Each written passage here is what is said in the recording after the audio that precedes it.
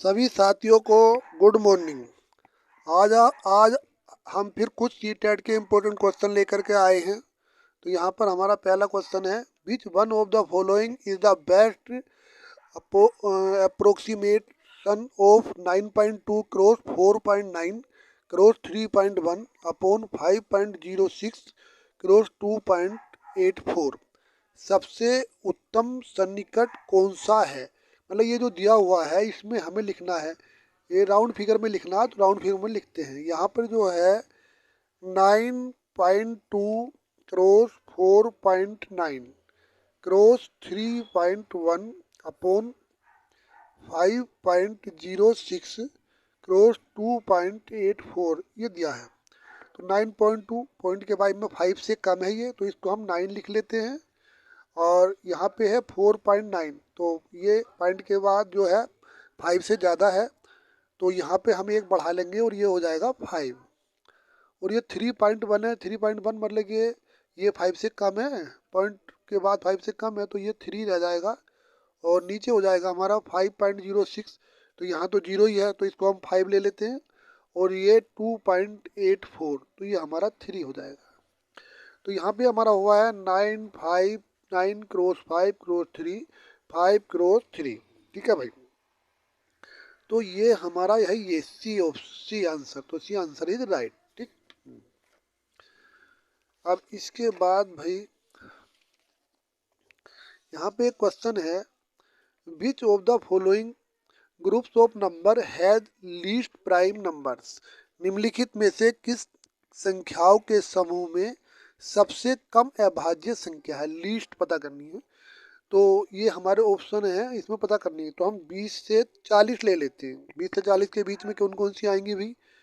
तो एक आ जाएगी हमारी 23, और उसके बाद आ जाएगी 29, और फिर आएगी हमारी 31, और फिर आएगी 37।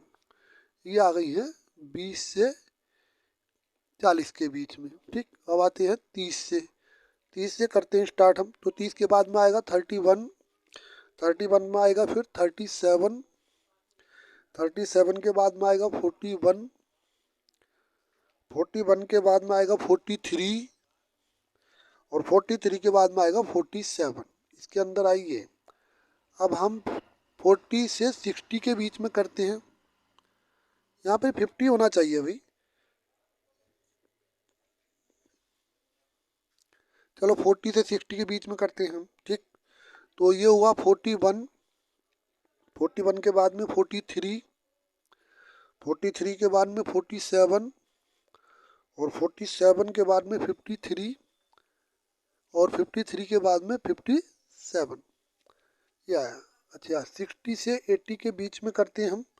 तो 61, 61 के बाद में 67 आ जाएगा, और 67 के बाद में आ जाएगा 71, और 71 के बाद में 73, और 73 के बाद में 79। तो यहाँ पूछा गया था कि सबसे कम अभाज्य संख्याएं के कौन से ग्रुप में है? तो 20 से 40 तक में हमारी 1 2 3 4 संख्याएं हैं। तो हमारा जो है इसमें ये आंसर ए इज राइट। ठीक है, ठीक, ठीक है भाई। यहाँ पे हमारा एक पैटर्न दिया हुआ है। इस पैटर्न में 3 इक्वल टू लिखा हुआ है 2 प्लस 1 का स्क्वायर, 7 इक्वल टू है 3 प्लस 2 का स्क्वायर, और 16 इक्वल टू है 7 प्लस 3 का स्क्वायर। 2 3 7 16 32 57। तो observe the above pattern and identify the next term. उपरोक्त पैटर्न को देखिए और अगला पद पहचानिए। तो यहाँ पे है 2 3 7 16 32 एंड 57। तो भाई यहाँ पे 1 का स्क्वायर प्लस करा है, यहाँ पे 2 का करा है, यहाँ पे 3 का करा है, और जो है यहाँ पे 4 का, और यहाँ पे 5 का। ठीक है, तो अब यहाँ पे क्या होगा? यहाँ पे 6 का होगा। क्या होगा? 6 का स्क्वायर, क्योंकि 1 प्लस 1 का स्क्वायर 2 प्लस 1 का स्क्वायर 3 हुआ, और 3 प्लस 2 का स्क्वायर 4 3 7 हो गए। ठीक है, इसमें प्लस करें। तो यहाँ पे 57 प्लस 6 का स्क्वायर 36, तो ये 93 हुआ। मतलब कि 2 में हमने ये प्लस करा है, ये प्लस प्लस करके आए हैं सब, ठीक है, प्लस प्लस। तो यहाँ पे जो है हमारा 57 में ये प्लस हो जाएगा, ठीक। 57 प्लस 36 इक्वल टू 93 आंसर आ जाएगा इसका। तो 93 हमारा सी आंसर है, ठीक है भाई।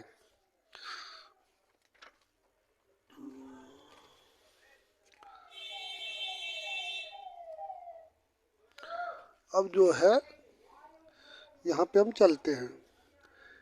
यहाँ पे है कि एक रेलगाड़ी नई दिल्ली से रेलवे स्टेशन से मंगलवार को 3:15 PM पर चली और मुंबई सेंट्रल पर अगले दिन 9:40 AM पर पहुंचती है। यात्रा में लगा समय क्या है? तो ये दे रखा है।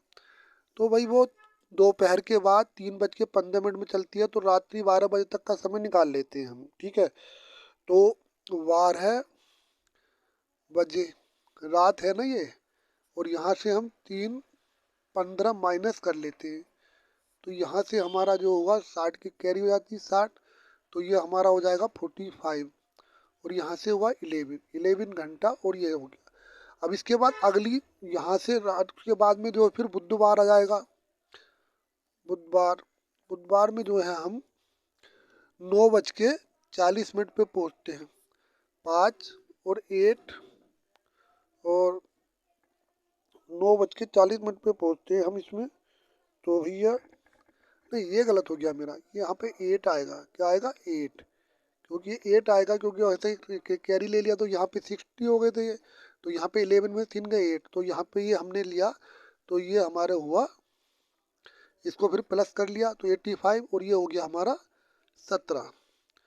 तो 17 घंटा और 85 मिनट है। अब 85 मिनट का हमने फिर 60 से डिवाइड कर लिया, तो ये हमारा हो गया भैया 160, और 15 बचा, ठीक है, 25 बचा।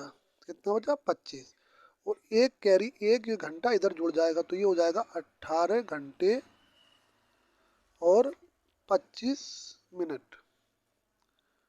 18 घंटे 25 मिनट जो है कुल हो गया है समय, ठीक है, ये हो गया।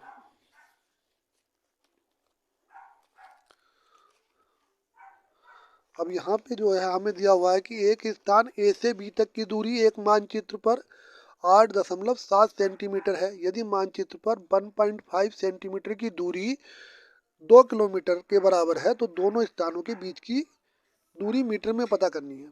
तो देखो भाई, 1.5 सेंटीमीटर इक्वल टू दे रखा है 2 किलोमीटर, तो 1.5 सेंटीमीटर इक्वल टू हो जाएगा 2 इंटू 1000 बराबर 2000 मीटर। ये 2000 मीटर हो गया। अब 8.7 हमारी इसके बीच की दूरी है, ए और बी के बीच की दूरी हमारी है 8.7 सेंटीमीटर। तो डिस्टेंस हमारी आ जाएगी मीटर में 8.7 क्रॉस 2000/1.5। पॉइंट से पॉइंट खत्म हो गया भाई। अब इससे इसे काट लिया, तो ये हमारा काटने के बाद कितना आएगा? 8 आएगा। 15 से तुम इसे ऐसे भी डिवाइड कर सकते हो। 15 ही करना, 15 हुआ, फिर बचा 5, उतारा एक 0, 15 45 हो गए, बचा 5। इससे तो कट नहीं रहा, तो ये तो कट नहीं रहा भाई, पूरा नहीं कट रहा ये। तो इसे जो है 5 से वैसे ही काट लो, ये 3 आया, और 5 से इसे काटा 4, 400 हो गया, कट नहीं रहा पूरा। और फिर कट नहीं रहा ये पूरा पूरा, ठीक। तो इसको काटा और इसकी मल्टीप्लाई कर ली है फिर हमने। तो मल्टीप्लाई करने के बाद हमारा पूरा आया है ये 11600 मीटर, ठीक।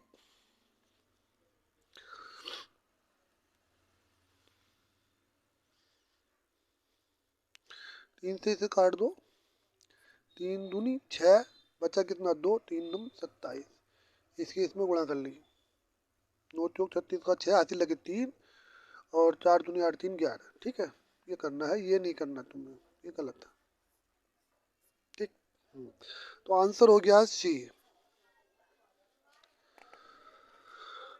अब इसमें जो दूसरा सवाल है कि इसके अंदर निम्नलिखित में से कौन सा पूर्ण घन परफेक्ट क्यूब है। तो परफेक्ट क्यूब है भाई 216 किसका होता है, 6 क्रॉस 6 का होता है। 512 ये किसका होता है, 8 क्रॉस 8 का होता है। 5 हो गया हमारा 8 क्रॉस 8। अब 6 तो किसी का होता ही नहीं। और ये जो 729 है तो ये होता है 9 क्रॉस 9 तो यही नहीं है हमारा। तो हमारा आंसर हुआ इसमें ये नहीं है, पूछा था नहीं पूछा था, तो 666 ये इसका आंसर हुआ। ठीक है।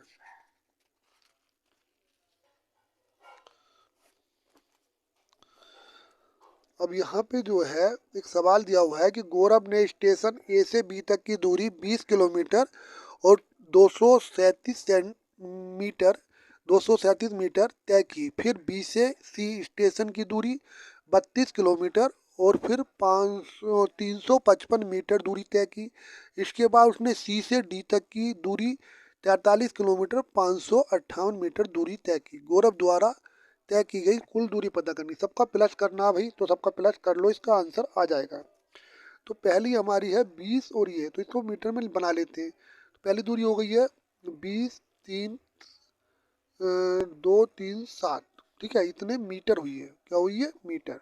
और दूसरी दूरी हुई है 32 किलोमीटर और 355, तो आप लिख दो 32,355, ये भी मीटर हो गई है। ये हमारी हुई है A2B, ये A2B हो गई है। और ये हो गई है B2C हो गई है। और इसके बाद सी से डी तक वो 43, सी से C2D हो गई है हमारी 43। और फिर है 458, तो इसको कुल को जोड़ना है, बस इसको जोड़ लो। तो यहाँ पे कितना हुआ, 15, 5, 20, ठीक है, 0। और ये कितने हुआ, 5, 5, 10 और 3, 13 और 2, 15, 13 और 2, 15 का 5, हासिल हुआ 1। और ये क्या हुआ, 5, 4, 9, 5, 4, 9 और 1, 10, 10 का 0 हो गया भैया, कैरी 1। ये हुआ तो, और 3, 5 हुआ, 5 और 1, 6 और 4, 3, 7 और 2, 9, 9 ये हो गया। इतने मीटर हुआ। इसको किलोमीटर में चेंज कर लो, तो ये इसको 1000 से भाग कर लेंगे, 96050 अपॉन 1000, तो ये हो जाएगा हमारा, ये हमारा हो जाएगा 96.050 किलोमीटर। ठीक है, तो 9 to 6 तो किलोमीटर हो गए और ये हो गए हमारे मीटर। तो 96 किलोमीटर और 50 मीटर, 96 किलोमीटर और 50 मीटर, इसका आंसर सही है। इसको एक लाइन बना लेते हैं, लाइन बना लो। दूसरा एक क्वेश्चन है भाई, गुणनखंडों और गुणजों के बारे में है, मल्टीपल में और फैक्टर के बारे में है। निम्नलिखित में से कौन सा कथन सही है। गुणज क्या होते हैं, तो गुणज जो होते हैं, गुणज जो होता है उसको कहते हैं मल्टीपल, ये होता है मल्टीपल। और जो गुणनखंड है, गुणनखंड उसको कहते हैं फैक्टर, ये है फैक्टर। ठीक है, तो पहली बात तो ये है भाई कि 1100 का गुणनखंड है। 1100 का गुणनखंड, 1100 को डिवाइड कर सकता है, नहीं कर सकता। और 48 3 का गुणज है, सही बात है, ये तो गलत हो गया और ये सही हो गया। 11 110 का गुणज है, तो 11 110 का गुणज कहाँ होता है भाई, 11 छोटी संख्या नहीं है। और 48 3 का गुणा बड़ी संख्या नहीं है, तो इसमें जो है 48 3 का गुणज है। ठीक है, ठीक है भाई, ये हो गया। तो आंसर बी इज राइट। यहाँ पे एक सवाल है, मनीषा के पास 5 रुपये 10 रुपये और 20 रुपये के सिक्के हैं। 5 रुपये के सिक्कों की संख्या 10 रुपये के सिक्कों की संख्या की 3 गुनी है। और 20 रुपये के और रुपये 20 के सिक्कों की संख्या रुपये 10 के सिक्कों की संख्या की आधी है। यदि उसके पास 20 रुपये के 8 सिक्के हैं तो कुल कितनी धनराशि है। तो उसके पास कितने हैं भैया, 20 रुपये के कितने 8 सिक्के हैं, 20 रुपये के 8। तो 20 रुपये के मान लो पहले, रुपये 20 के सिक्के, रुपये 20 के सिक्के की संख्या बराबर है 8। और जो ये जो संख्या 10 के सिक्कों की संख्या की आधी है, तो रुपये 10 के सिक्कों की संख्या वो कितनी हो गई भैया 16, क्योंकि ये डबल होगी इसकी। और जो 5 के सिक्कों की संख्या है वो 10 के सिक्कों की संख्या की 3 गुनी है। 16 थी है, 16 32, 16 थी 48, तो वो कितनी होगी हमारी 48 हो गई। तो रुपये 5 के सिक्कों की संख्या बराबर 48 हो गई। अब धनराशि निकालनी है, तो धनराशि के लिए तुम जो 8 क्रॉस 20 कर लेंगे, प्लस 16 क्रॉस 10 कर लेंगे, प्लस 5 क्रॉस 48 कर लेंगे। तो ये हो गए हमारे 160, और ये भी हमारे 160। और ये कितना हुआ, 5 अट्ठे 40 का 0 8 लगे 4, 5 चौ 20, 20 और 4 24 हो गई है। ठीक है भाई, 20 और 4 24 हो गए। इसको जोड़ा तो 0 0 हो गया, 6 और 4 10, और 6 16 का 6 कैरी 1 हो गया, 2 और 1 3 और 1 4 और 1 5। तो ये रुपये 560 हो गए भैया। 560 इसका राइट आंसर है। ठीक है, बस बच्चों आज हमें इतना ही करना है। सभी को गुड बाय, और आप मेरे चैनल को सब्सक्राइब करें, ऐसे ही अच्छे क्वेश्चन आपको मिलते रहेंगे। Thank you.